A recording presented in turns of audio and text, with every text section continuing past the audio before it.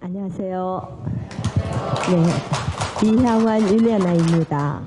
네, 전에 그 많은 대단히 훌륭하신 강사님들께서 주교유지에 대해서 말씀하셨는데 저 어쩌다 제가 여기에 서게 됐는지 제가 순교영서 강화 봉사를 한 2년 가까이 했더니 이 자리에 좀 서보라고 그렇게 말씀을 하셔서 쓰긴 섰습니다마는 뭐 아는 것도 없고 뭐 어떻게 무슨 말씀을 드려야 할지 많이 걱정을 했어요. 그런데 어제 저녁에 혹시 11시 40분에 보셨어요? 네, 그 한불수교 130주년을 그 기념해서 만든 그 프로그램인데 감동 깊으셨죠? 네, 저도 어제 밤에 그거 보면서 하도 울었더니 그리고 잠도 거의 1시간밖에 못 잔 것 같아요. 참 감동적이더라고요. 그죠? 예, 그래서 그 프랑스에서 오신 그 신부님들 우리 그 앞으로 살 수 있도록 좋은 말씀 하나 해주시라고 그래서 얘기하고 또 가면 또 막 울고 하는 그 평신도들 모습 생각하면서요. 어제 정말 많이 눈물이 나더라고요. 그런데 오늘은 그 우리나라의 그 하느님께서 어떻게 함께 하셨는가에 대해서 제가 좀 얘기를 1교시에는 나눴으면 좀 해서요. 왜 그러냐면 지난 10월 1일 날 수원가톨릭대학에서 2016년 제7차 해외 선교의 날 행사가 있었어요. 그때 서봉세 질베르트 신부님께서 오전에 강의를 해주셨거든요. 혹시 거기 참가하신 분 계세요? 안 계셔요? 네. 계시네요. 네. 거기서 무슨 말씀을 뭐 하셨는지 다 기억이 나시겠지만 저한테는 정말 감동적으로 와닿은 말씀이 있었습니다. 신부님께서 선교사로 해외에 나갈 때 선교사들의 마음가짐에 대해서 제일 먼저 이렇게 얘기를 해주시는데 그 선교사들이 어떤 마음가짐을 가지고 가냐면 하느님이 안 계시는 곳에 내가 가서 하느님을 알려드려야겠다 라는 각오로 가는 거래요. 대부분 그렇겠죠. 다들 하느님을 모르는 상태에서 이제 우리가 가서 처음으로 하느님이 어떤 분이시고 얼마나 좋으신 분이신지 알려드리러 간다라고 생각하는데 그건 천만의 만말씀이다. 그건 아니다라는 거예요. 그건 뭐냐면 그때까지 그 민족에게 하느님이 없으셨을까? 여러분들 아브라함에게 하나님께서 제일 먼저 떠나라고 얘기하셨을 때 아브라함이 그 말씀을 들었는데 그러면 이전에는 하느님이 계시지 않았을까요? 아니죠. 함께 하셨겠죠. 그래서 그 민족이 그때까지 살아올 때까지 하느님이 어떻게 함께 하셨는가 선교사들은 가서 그걸 봐야 된다는 얘기입니다. 그래서 그 민족과 함께 계신 하느님에 대해서 얼마나 지금까지 잘 이끌어 주셨는가 그 하느님에 대해서 선교사가 얘기를 해줘야 된다. 이런 말씀을 하시는 걸 보고 깜짝 놀랐습니다. 맞는 말씀인 것 같죠?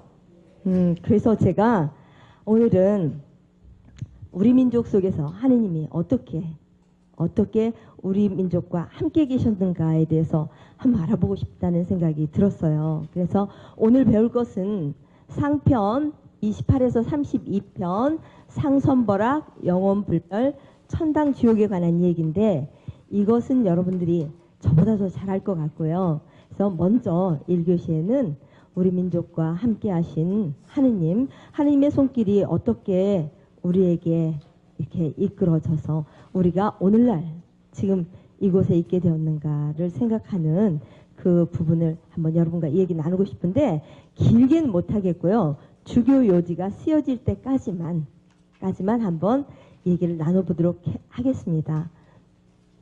9월 30일자 얼마 안 됐죠? 9월 30일자 서울신문에 기록된 그 기사입니다. 기사에 교황이 고려의 충수광에게 서한을 보냈다고 얘기가 나와 있네요. 거기 보니까 1333년 로마 교황 요한 22세가 고려 충수광에게 보내는 서한의 필사본이 로마 바티칸 문서고에서 국내 다큐멘터리 제작진에 의해서 발견이 됐대요. 우리 국내 다큐멘터리 그 제작팀 뭘 하려고 했냐면요. 우리 금속 활자가 전 세계에서 제일 먼저 나왔다라는 것을 증명하기 위해서 유럽인이 여러 나라들을 쭉 돌아다니면서 자료를 모으던 중에 그 중에 바티칸 문서 수장고에서 어떤 편지가 발견이 됐냐면요. 프랑스 아비뇽 유수기 요한 22세가 쓴 것으로 알려진 편지가 발견됐는데요. A4 한 장 정도의 분량이래요. 거기에 뭐라고 나와 있냐면 존경하는 고려인들의 국왕께로 시작돼서요. 하느님을 잘 받들면 국가의 평안과 안정을 이룰 수 있다는 내용이 담겨 있고요. 특히 왕께서 그곳의 그리스도인들에게 잘 대해 주신다는 소식을 전해 듣고 무척 기뻤습니다. 이런 내용이 있었다고 하네요. 네, 여러분들 그 고려 때 정말 많은 외국인들이 우리나라에서 살고 있었다는 건 아시죠? 여러분들이 아마 배우셨을 텐데 그 쌍화점이라는 그 고려 가요를 보면 거기에 회회아비가 나와요. 쌍화점은 만두가게란 얘기죠. 근데 만두가게에 만두를 사러 갔더니 회회아비 내 손목을 쥐어이다라는 얘기가 나와요. 그게 아라비아 사람이라고 합니다. 근데 그 외국인들이 많이 들어와서 장사를 하고 있었구나 하는 것을 우리가 알 수 있는데 그러면서 아마 교황청에까지 연결이 되지 않았는가라는 것을 우리가 추측은 해볼 수 있습니다만은 그때 우리가 천주교 신자가 나오진 않았었으니까요. 그것과 우리 이제 하느님의 손길과 연결은 되지만 현재 우리 그 평신도의 그 신앙과 조금은 거리가 있지 않나 하는 생각이 들고요. 또 하나는 여기에 나와 있는데 1594년이면 언제입니까? 1594년 인디네란 때죠. 인디네란 때 세스페데스 스페인 신부가 한반도에 최초로 왔다라고 기록이 되어 있다고 그래요. 그거는 아마 일본인들과 같이 왔겠죠. 그래서 그런 기록이 하나 있는데 이보다 더 먼저다라고 지금 이 신문 기사에는 나와 있고요. 그 다음에 1618년에 스페인의 도미니코회 수도회에서 토마스라는 조선인과 그 3명의 그 신자들을 데리고요. 일본 나가사키에서 우리나라로 선교를 하기 위해서 배가 출발하려고 했습니다. 그런데 거기서 영주가 가면 안 된다라고 금지령을 내려서 오지를 못했었다고 합니다. 그래서 이런 여러 가지 것들이 있는데 제일 이제 먼저 생각할 거는 소현세자죠. 소현세자는 누구의 아들일까요? 인조의 아들입니다. 인조는 광해군이 이제 대북파에 의해서 옹립이 되었죠. 영창대군과 대립이 되었는데 그런데 영창대군을 죽였어요. 그리고 그 어머니인 인목대비를 폐비를 시켜서 서공으로 위패를 시켰습니다. 정말 정치를 잘하던 왕으로 알려져 있죠. 그래서 그 명나라가 이제 쇠망해 가고 후금이 이제 막 들어서려는 찰나인데 잘못하면 명나라와 후금 사이에서 굉장히 위험한 처지에 놓인 우리나라를 아주 슬기롭게 그 외교의 줄타기를 잘했던 그런 왕인데 서인들이 몰아내고 말았습니다. 그래서 가장 명분 없는 반정이라고 생각이 되는데요. 근데 인조는 또 광해군과 비교해서 너무나도 무능한 임금이었습니다. 그렇죠? 너무 무능한 나머지 우리 백성들이 전쟁의 도탄 속에 빠져서 여러분 잘 알죠? 병자호란 때 수십만 명이 끌려가게 됐습니다. 이러한 임금인데 이 임금이 이제 아들을 어디로 보내야 됐어요? 청나라로 어쩔 수 없이 볼모로 보내야 됐는데 아들이 둘이었습니다. 하나는 소현세자, 하나는 복림대군이었는데요. 이 복림대군과 소현세자는 볼모로 심양으로 끌려가게 됐습니다. 심양으로. 근데 소현세자가 처음에는 굉장히 심약한 그런 사람이었대요. 그래서 너 이제 볼모로 끌려가야 되지 않겠느냐 막 이렇게 이 얘기가 오갈 때 그렇게 울었대요. 많이 눈물을 흘리고 그랬었대는데 그때가 20대인데 그렇게 심약한 그런 사람이었었는데 하도 이제 척화파와 주화파가 싸움을 하니까 편지를 보내요. 내가 가겠다 볼모로 하고 스스로 원해서 이제 청나라로 끌려가게 됩니다. 심양에서 있으면서 거기서 이제 청나라 이제 군인들이겠고 뭐 정치가겠고 한 사람들이 또 가서 조선에서 군대 15,000명 징발해라. 뭐 여자 몇 명 보내라 했을 때 소현세자가 정말 나서서 우리나라 군인들 너무 능력이 없으니까 데려오나 마나 그렇다 하면서 수를 줄여달라 해서 뭐 8,000명으로 줄여서 나라를 보내면 그 조정에서 뭐라고 하냐면 너는 청나라에 가서 그것도 못하고 뭐 하느냐라고 막 욕을 하는 거예요. 그래서 소현세자가 뭐 안질에 두통에 이통에 뭐 없는 병이 없이 엄청난 병을 앓았다고 그러네요. 그러다가 이제 너무나 그 인조가 신하들에게 질질 끌려가니까 청나라에서는 소현세자를 먼저 가서 나라에 보내고 인조를 끌어가려고 하는 그런 움직임이 좀 있었다고 그래요. 그러니까 인조가 아프다고 칭병을 하면서 소현세자를 보내달라고 해서 소현세자가 잠시 왔을 때 인조하고 붙잡고 많이 울었다고 그러네요. 그리고 난 다음에 심기일전을 했어요. 내가 이래서는 안 되겠다. 이 나라 세자로서 다시 갔는데 이제 그때 청나라는 명나라와 싸움에서 이겨서 베이징 북경으로 이제 수도를 옮기게 됐습니다. 북경으로 옮기게 됐을 때 이제 소현세자는 거기서 아담샬이라는 예수의 그 수사 신부님을 만나게 됩니다. 그러면서 이제 서구 문물을 접하게 되고요. 그리고 세자로서 자신이 해야 될 일을 잘 깨달아서 청나라에 붙잡혀 있는 우리나라 사람들과 또 변방의 어떤 대신들과 함께 정말 잘 유기적인 관계를 이루면서 우리나라 사람들을 위해서 아주 좋은 일을 많이 했고요. 또 세자빈 강씨는 굉장히 능력이 뛰어났대요. 그래서 뭐 농사도 지어가면서 부도 축적하고 그랬었다고 그래요. 이게 인조에게 어떤 영향을 미쳤을까요? 인조가 어땠을까요? 2월 18일 날 인조 23년에 오는데 인조 생각에 그렇습니다. 저것이 나의 왕위를 탐내고 있구나. 그리고 청나라와 굉장히 밀접한 관계를 갖고 청나라의 수많은 대신들과 좋은 관계를 유지했을 뿐 아니라 청나라 임금과도 잘 아는 그 소현세자가 너무 불안했던 거예요. 아들이지만. 그래서 옆에 있는 분은 누구냐면 신부님입니다. 그런데 오자마자 아들에게 정말 좋지 않은 눈길을 보내는데 소현세자는 꿈에 부풀어서 오는데 그때 어떤 꿈에 부풀었냐면 서구 문물을 받아들이자. 천주교에 대해서 굉장히 좋은 감정을 갖고 있었기 때문에 신부님도 한 분 보내주십시오라고 했는데 아담샬 신부님께서 여기에는 신부님이 없으니까 대신 예비자 교리를 할 수 있을 만한 사람을 보내주겠다 해서 5명과 같이 오게 됩니다. 그때 여기 그 기록에 보면요. 남천주당의 당시 신부님이었던 황비묵이라는 분이 정교 봉포에서 이런 글을 쓰고 있어요.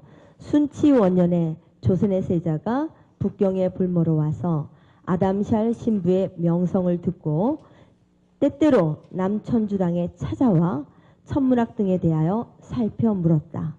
아담샬 신부도 자주 세자의 관세를 찾아가 오래 이야기를 나누고 서로 깊이 사귀었다. 아담샬 신부는 거듭 천주교가 정도임을 말하고 세자도 잠옷 듣기를 좋아하여 자세히 물었다. 세자가 귀국하자 아담샬 신부는 그가 지은 천못, 산악, 성교 정도의 서적과 지구의 천주상을 보냈다. 이런 기록이 있어요. 그러니까 굉장히 천주교에 많이 기울어져 있음을 알 수 있죠. 그러면 편지가 한국 천주교회사에 있는 미투엘 문서에 그 소현세자의 편지가 있는데 소현세자는 어떻게 반응을 했는가 한번 들어봅시다. 귀하가 주신 지구의와 과학에 대한 서적은 정말 반갑고 고마웠습니다. 그중 몇 권을 보았는데 그 안에 덕행을 실천하는데 적합한 최상의 교리를 발견했습니다.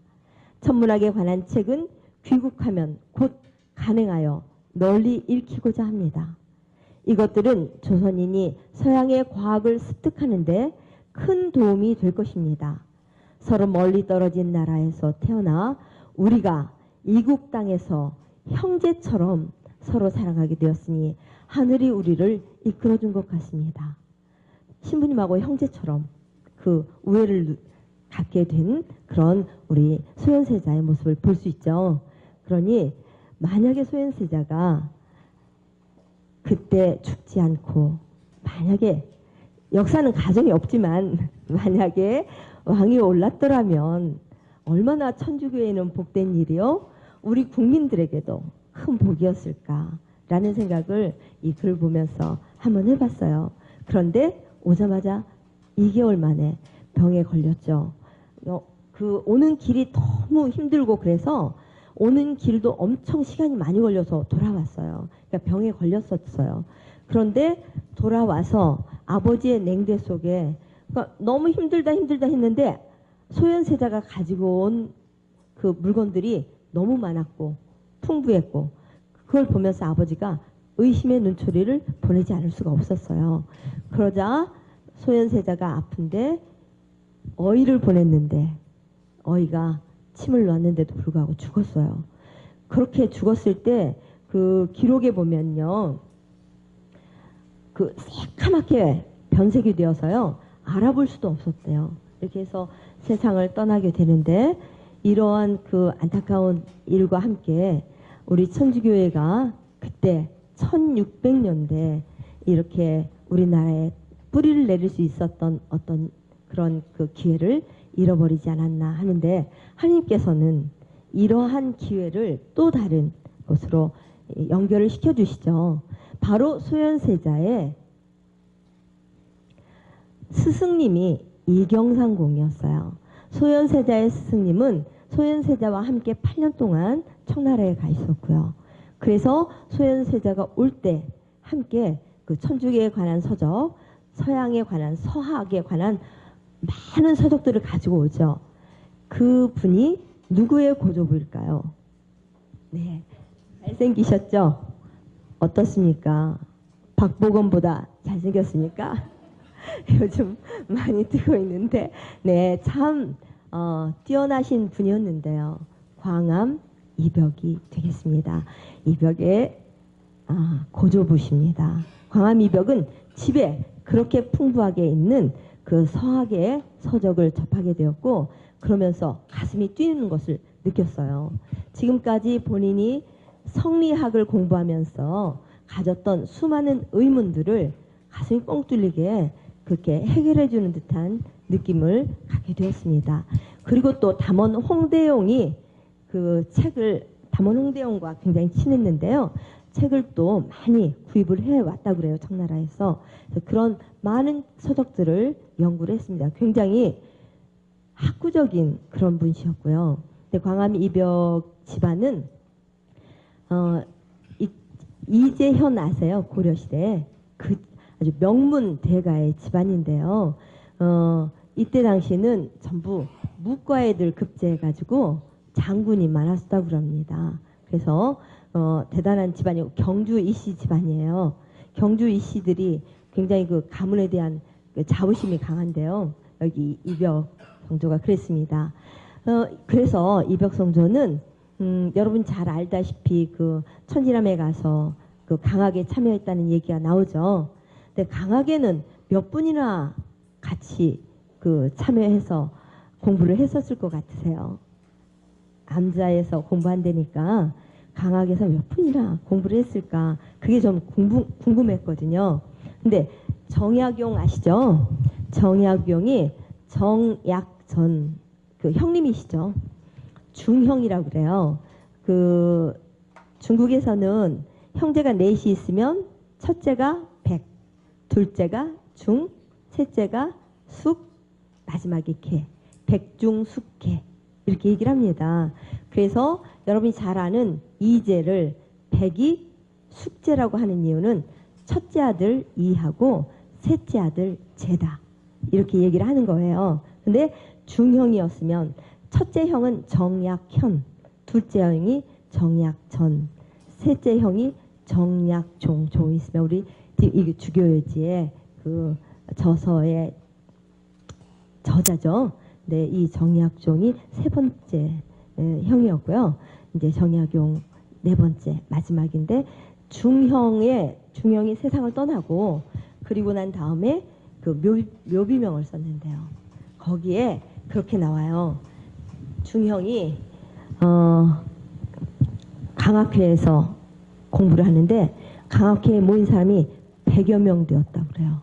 그럼 어느 정도로 학문에 목마르신 분들이 많았는가, 어느 정도로 열심히 공부했는가 하는 게 그 글에 나오더라고요. 그래서 깜짝 놀랐습니다. 저도 읽어보면서 아 대단하시구나 라는 생각을 했었는데 이분이 한겨울에 서학을 읽고 그 진리에 너무 감동해서 한겨울에 그 눈길을 걸어서 갔다는 그 여러분 이 얘기 잘 아시죠? 주어사에서 건너가는 그런 얘기 잘 아실 겁니다.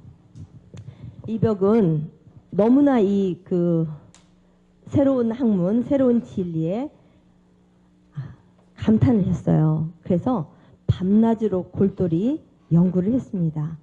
그 연구를 하고 난 다음에 더 알고 싶은 생각이 계속 드는데 어떻게 더 알 수는 없고 그러니까 막 괴로웠는데 다행히 이승훈이 알죠? 전 이승훈 아버님이 동지사의 서장관으로 가셨어요. 대단한 집안이죠.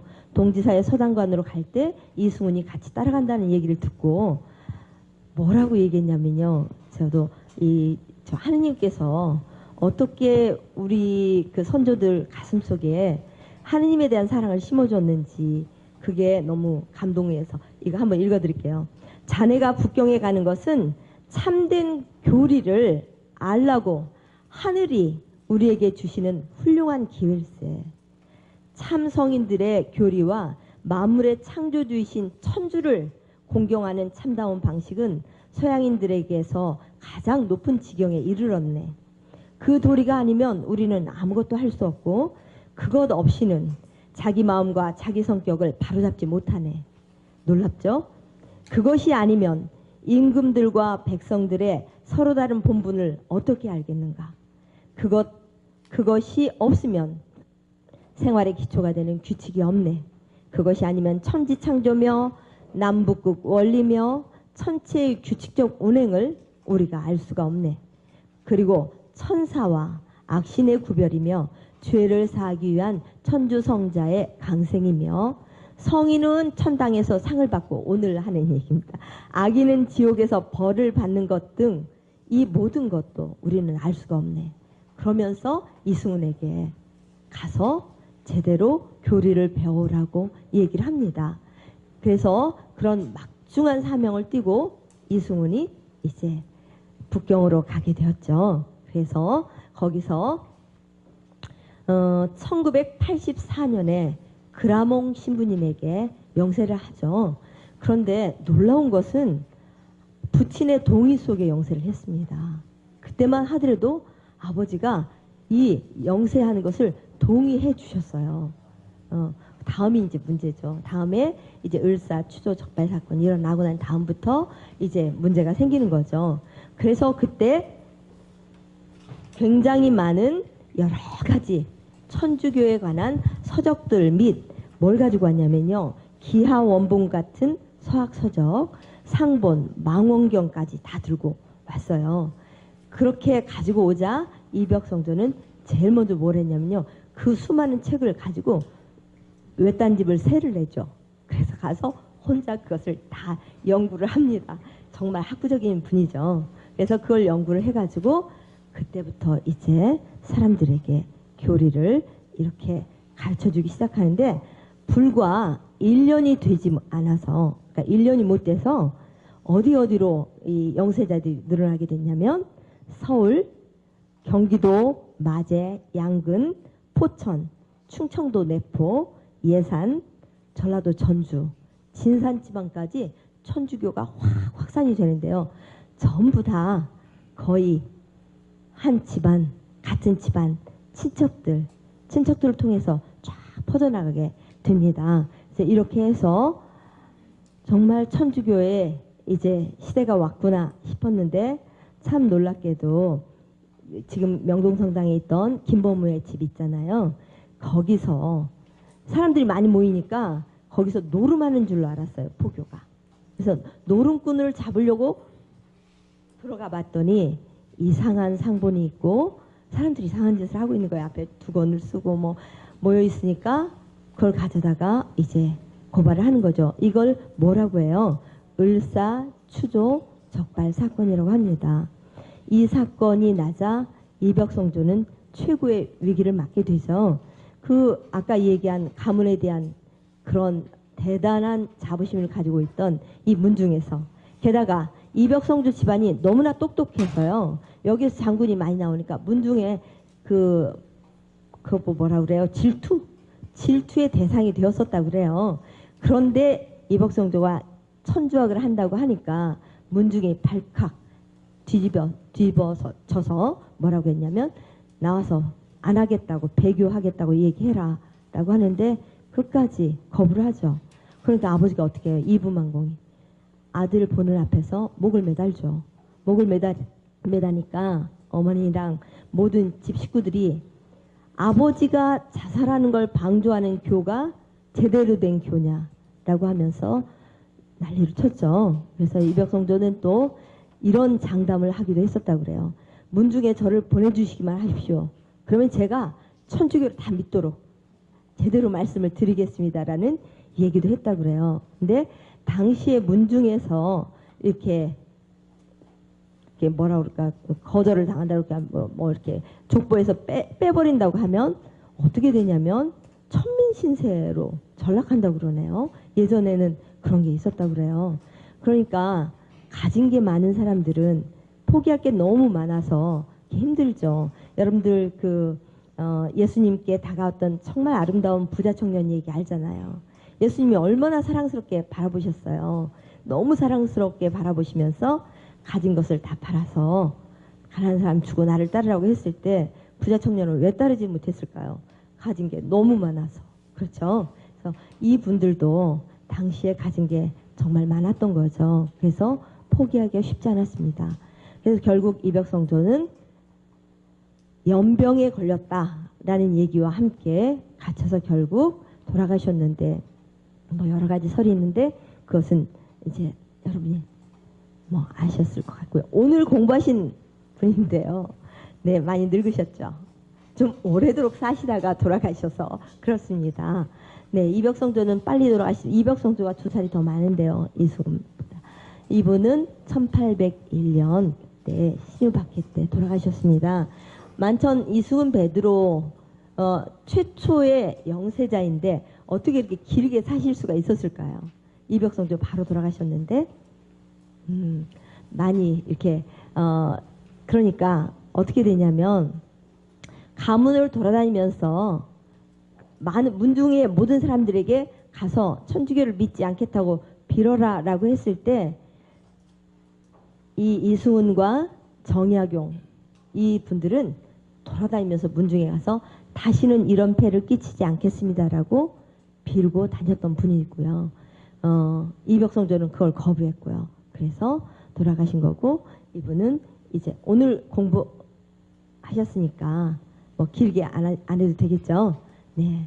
그래서 만천유고가 나오는데, 만천유고 아까 이벽성조의 성교요지에 대해서 얘기를 좀 한다는 게요.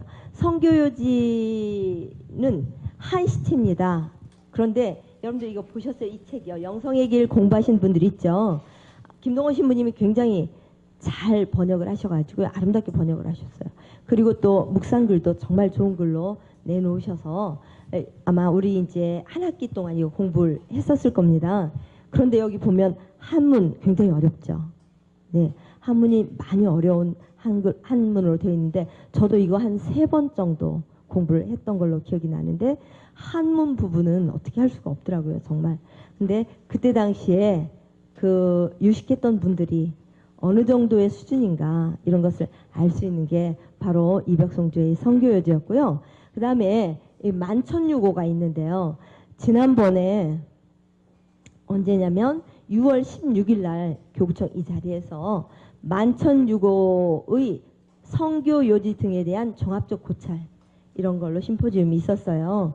이 심포지움에서 많은 분들이 오셔서 전문가들이 오셔서 만천유고에 대해서 공부를 하고 이제 거기에 대해서 발표도 했어요. 왜 그러냐면 여러분 성교요지가 뭐 개신교 용어가 좀 있다라는 얘기하고 여러 가지 의문점들에 대해서 많이 얘기를 했는데 그거에 대해서 많은 분들이 이제 연구를 해와서 발표했던 그런 행사였는데 심포지엄이었었는데요. 여기서 이제 여기 나온 시들이 만천유고에 수록되어 있는 시들이 과연 이승훈이 쓴 시인가 뭐 이런 것들도 얘기 나왔고요. 또 성교요지는 과연 이벽성조가 쓴 거 그 원본이 맞는가라든지 뭐 여러 가지 얘기들이 나왔었습니다. 주교님 3분도 오셨고요. 정말 많은 분들이 관심을 가지고 들었었는데 지금까지도 연구 대상입니다. 이게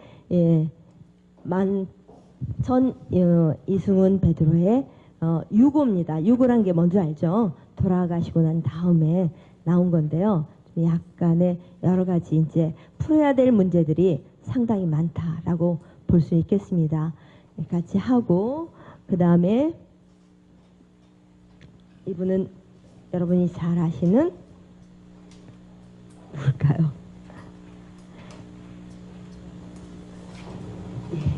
정약종 아우구스티노입니다.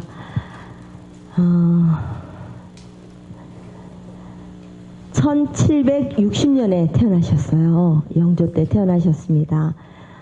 대단한 집안이었죠. 대단한 집안에서 태어나셨는데 마제에서 태어나셨습니다. 아버지가 정재원인데 남인이었어요. 그런데 정조가 이제 왕위에 올라서면서 남인들이 이제 드디어 벼슬 자리에 나아가게 되었습니다. 그래서 아버지가 서울로 호조 좌랑에 이제 임명이 되어서 서울로 이제 옮겨가게 되었을 때 정약전, 정약용 형제는 아버지를 따라서 갔어요. 이분들은 야심도 만만하고 학문도 굉장히 그 높은 위치에 있었지만 또 여러분들 그 유교의 효도의 끝이 뭡니까? 유교의 효도의 끝. 입신양명에서 부모님의 이름을 만천하에 널리 알리는 게 효도의 끝이잖아요. 그런 입신양명이 유교의 이제 어떤 목표라고 할 수가 있어서 그래서 입신양명을 하기 위해서 갔을 때 정약종 아우구스티노 이분은 가지 않으셨어요. 마제에 있으면서 훈장을 하셨어요. 학생들을 가르치셨어요. 그래서 여러분들 주교요지 읽어보면 정말 쉽다라는 생각 하지 않으셨어요? 저희는 다른 모임에서 주교요지 공부를 했어요. 주교요지 공부를 계속하면서 우리가 이 예비자교리 때 이 주교요지를 가지고 예비자교리를 하면 얼마나 좋을까. 정말 너무나 쉽고 빨리 와닿게 이렇게 말씀을 하시는구나 라고 얘기를 나눴거든요. 여러분도 그렇죠? 읽어보시면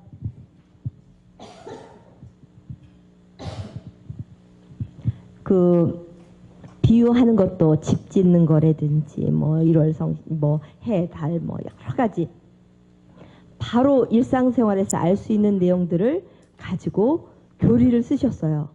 그것은 저는 생각하기에 이분이 훈장을 하셨기 때문에 학생들을 가르치셔서 어떻게 하면 쉽게 알아들을 수 있는가를 잘 아셨던 것 같아요. 그래서 아마 이렇게 쉬운 그런 예비자교리 책이 나오지 않았을까라는 생각도 하고요. 또 아까 교리책으로 성교요지가 있었잖아요. 죄송합니다. 제가 건강관리를 못해서. 성교요지에 내용이 참 아름답지만 이 보통의 평민들은 이건 정말 그림의 떡이잖아요. 그렇죠? 너무 어려우니까 이것을 가슴 아프게 생각을 하고 아마 이제 정약용 아우스티너 이분께서 이렇게 복자시죠. 이제 빨리 성인이 되셨으면 좋겠어요. 근데 주교지를 만드시지 않았는가라는 생각을 하는데요. 제가 한 10여 년 전인가 때 그림을 한번 본 적이 있어요. 어디서냐면요. 덕수궁에서 한국 근세 100년 미술상가 본 적이 있으세요? 계시네요. 제가 그걸 보러 가서 정말 너무 감탄을 한 영정 그림이 있어요. 제일 중앙에 있었는데 하나는 사대부세요. 근데 성리학의 우리 그때 사대부들을 사로잡은 게 성리학이잖아요. 그 성리학의 정신이 어려운 정신 아니에요. 그죠? 삼강오륜 잘 지켜야 되고요. 또 매사에 모든 것이 그러니까는 바리사이가 율법을 지킨다고 하듯이 우리 성리학자들도 지켜야 될 것들이 정말 많았어요. 너무 많아서 연암 박지원의 양반전이라는 글에서 보면 너나 양반되라 하면서 양반되려면 이렇게 해야 되니까 너나 되라 나는 안 된다 도망가는 장면이 나와요. 그렇게 많은 것들을 지켜온 어떤 선비의 모습인데요. 그런데 비단 옷을 입고 이렇게 서 있는데 인상이 이 미간이 얼마나 찌푸려져 있는지 미간 속에 그 오랜 세월을 살아오면서 그 많은 것들을 지키느라고 애쓴 그게 모습이 드러나요. 그러면서 눈에는 빛이 막 신경질적으로 빛이 나요. 그런 눈빛을 보면서요. 제가 무슨 생각을 했냐면 정말 천민들이 힘들고 어렵게 살았다지만 양반도 살기가 힘들었구나. 바른 양반으로 살기 위해서 이토록 힘들게 사셨구나 이분이 라는 모습을 그거 보면서 가슴이 칭한 그런 느낌이 들었는데 그 옆에 갓이 이렇게 아주 작은 갓을 쓴 분은 중인이죠. 중인의 영정사진이 또 하나가 있어요. 영정사진이 아니라 영정화, 초상화라고 할 수 있죠. 있는데 이분은 얼마나 일을 많이 했든지 손이 이렇게 굽었어요. 마디가 이렇게 굽어갖고 이렇게 있는데 표정이 그토록 온화할 수가 없어요.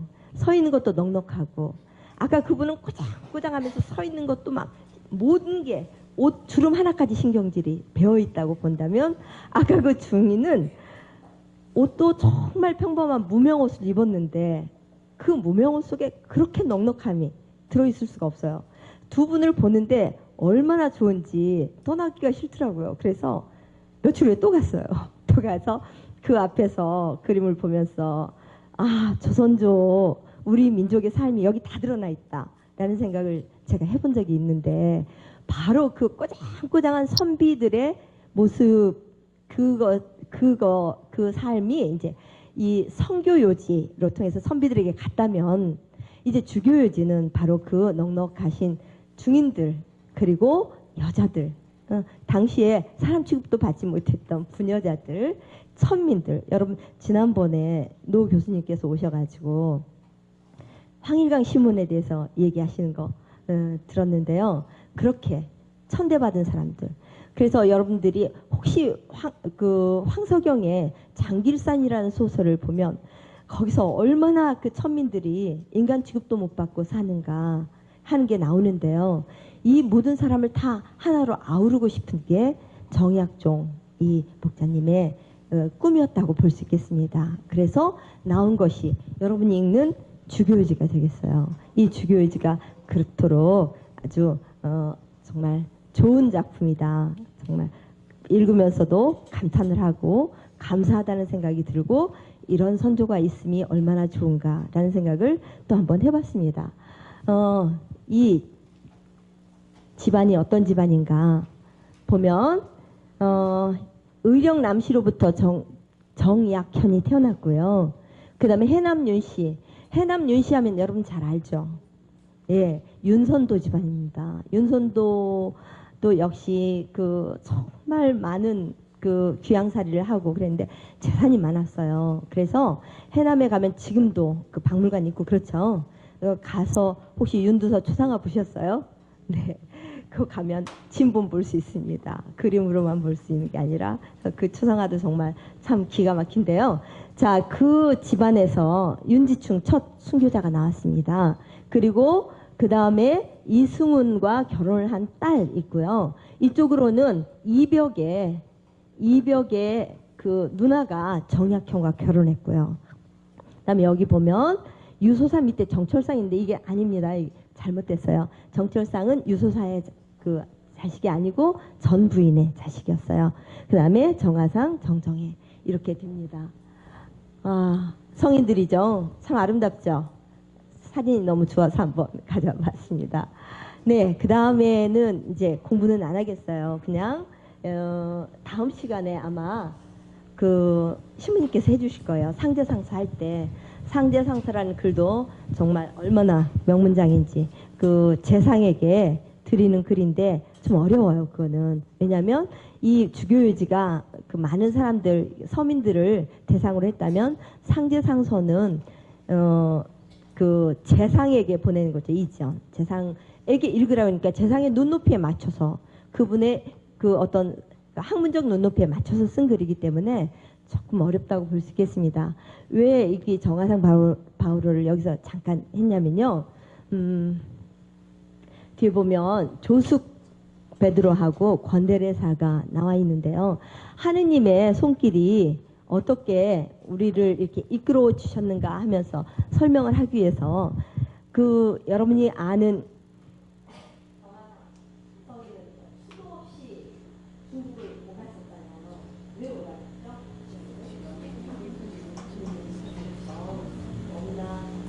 열심히 그 사회를 이루기 위해서 노력을 많이 했었는데요. 그 중에 이제 그 정화상 성인은 아버지를 일찍 잃었기 때문에 공부를 할 수 있는 길이 막혔었잖아요. 게다가 마제에 있는 정약용의 집에 가서 좀 얹혀 살려고 하니까 엄청 핍박을 했어요. 핍박한 이유가 뭐냐면 정약용은 가서 지금 귀양 중에 있고 천주교를 믿는다고 하면 또 멸문지화를 당할 것 같으니까 이렇게 핍박을 하면 자기들이 배교하겠지라는 생각을 해서 일부러 핍박을 더 했었다고 그러네요. 그러다가 이제 공부를 하기 위해서 또 함경도에 가서 조동섬 유스틴을 알죠? 그분 밑에서 뭐 대학자인데 그분 밑에서 공부를 했어요. 그분의 친척이 조숙 베드로입니다. 그래서 조숙 베드로와 권데레사는 누구의 딸이죠? 권일신의 딸이죠. 권상문 세바스티아노 동생이죠. 그래서 다 정말 명문 집안들인데 이 그 조숙 베드로는 집안이 너무나 많이 핍박을 당하니까 잠시 좀 냉담 중에 결혼하게 됐다고 하네요. 결혼식 첫날 밤에 부인이 편지를 줬어요. 무슨 편지를 줬을까요? 네, 동정을 지키자. 그러면 결혼을 한 여자가 동정을 지키자고 했을 때 어떤 생각이 들었을 것 같은가요? 형제님들께서는. 너무 좋으셨을까요? 결혼을 왜 했냐고 물어봤을 수도 있는데 그때 갑자기 마음이 탁 편하고 그때까지 냉담했던 하나님에 대한 사랑이 타오르면서 15년 동안을 동정을 지켰대요. 그런데 무슨 얘기를 하고 싶냐면 1916년에 이제 그 중국에 갔다가 그 정화상 바오로 성인이 이제 오는 중이었어요. 그때 뭘 가지고 왔냐면 여러 가지 그 서적들과 천주교에 관련된 성물들 이런 것들을 가지고 오는 중이었는데 발이 다친 거예요. 아파가지고 올 수가 없어요. 그래서 올 수가 없어서 계속 늦어졌어요. 다른 사람 이미 다 도착을 했는데 정화상 성인만 못 왔어요. 정화상 성인의 얼굴 아까 보셨죠? 이 전에 얼굴들과 다르잖아요. 왜 그럴까요? 오랜 시간 하인으로 사셨어요. 무슨 하인으로요? 청나라에 가는 동지사, 동지사들, 서장관 뭐 이런 분들 간데 통역관 이런 분들의 하인을 자청해서 다녔어요. 얼마나 고생을 했겠습니까? 얼굴에 나타나죠. 한 번 더 보시겠어요? 네, 나타나죠. 얼굴 보면서 그런 생각이 들었습니다. 아, 이분이 이렇게 고생을 많이 하셨구나라는 생각을 했는데요. 그런데 조숙 베드로가 이제 예비자를 가르쳤는데 그 예비자가 갖고 있던 첨례일표, 그러니까 축일표 있죠. 이거에 발각이 된 거예요. 그래서 조숙 베드로와 이제 고넬레사가 잡혀가는 그런 때에 정하상 성이 조금만 일찍 도착했으면 같이 잡혀갔는데 말이 다쳐가지고 늦게 오는 바람에 이분들은 잡혀가서 이제 바로 2년 동안 고생하다가 결국은 이렇게 순교를 합니다. 그래서 이 조숙이 쓴 서한도 정말 우리나라 그 옛날 우리 그 신앙인들이 어떤 마음을 가졌는가 그것이 너무 절절히 와닿아서 한번 써봤어요. 내가 들어선 길은 나로 하여금 예수와 마리아의 계획하심을 누리게 할 목적을 가지고 있을 따름입니다. 이렇게 썼어요. 참 놀랍죠. 순교하러 가면서 이런 말씀을 하실 수 있다는 게 정말 너무나 놀랍다. 그리고 고넬레사는 저 같은 죄인에게 하느님은 일찍이 동정을 지킬 수 있는 너무나도 큰 은혜를 허락해 주셨는데 이제 그분께서 저를 순교의 은총에 불러주십니다. 제겐 너무나 과분할 뿐입니다. 제가 어떻게 합당하게 감사드릴 수 있겠습니까? 이렇게 하면서 두 분이 같이 이렇게 순교를 하십니다. 첫째 시간은 여기까지 해서 마치도록 하고요. 한 10분 쉬고 다시 주교회지로 들어가도록 하겠습니다.